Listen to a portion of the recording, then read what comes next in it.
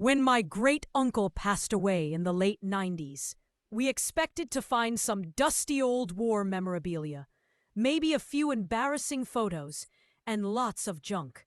What we found in the basement freezer stopped us cold. Literally, it was a human body wrapped in sheets of plastic, frozen solid. But trust me, that was only the beginning. It started like any other estate cleanup. My mom, my cousin Jeremy, and I were sorting through decades of my great-uncle Ray's belongings in his old Pennsylvania farmhouse. Uncle Ray was always eccentric. A war vet, rarely talked about his past. No wife, no kids. Just an old man alone in a creaky house with way too many locks on every door. The basement was the last place we searched. It smelled like damp concrete and old oil. That's when Jeremy opened the freezer. He shouted. I ran over. There it was, a human-shaped form duct-taped and wrapped in what looked like shower curtains. We thought it might be a mannequin, until the smell hit us. The police arrived within the hour. Forensics sealed off the basement. Days later, we found out it was the body of a woman in her 30s, decomposed but intact thanks to the freezer. No ID, no known connection to Ray. Or so we thought. It took weeks, but they ID'd her. Her name was Elaine Marshall, a missing woman from the early 70s. She'd vanished from a nearby town, last seen getting into a car with an unknown man. Her case was cold for over 25 years.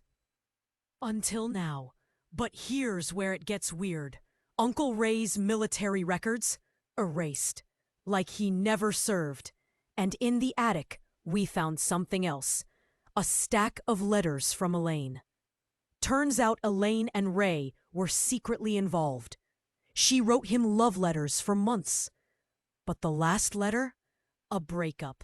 She was leaving him for someone else. That letter was dated just days before she disappeared. Ray never mailed a reply.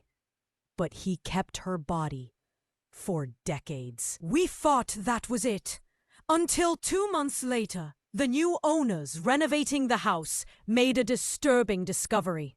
Behind a wall in the basement, they found a sealed room. Inside, a typewriter, dozens of journals and maps, but not of local areas. Maps of Vietnam, Cambodia, Germany. Ray was no vet.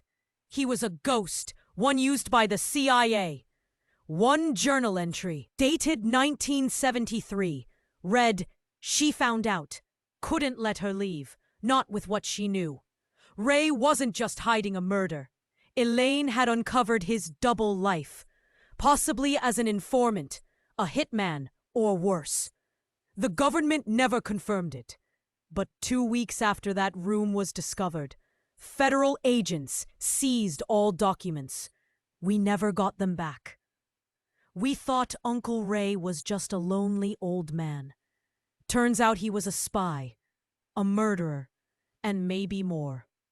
And the woman in the freezer? She was only the first secret we uncovered.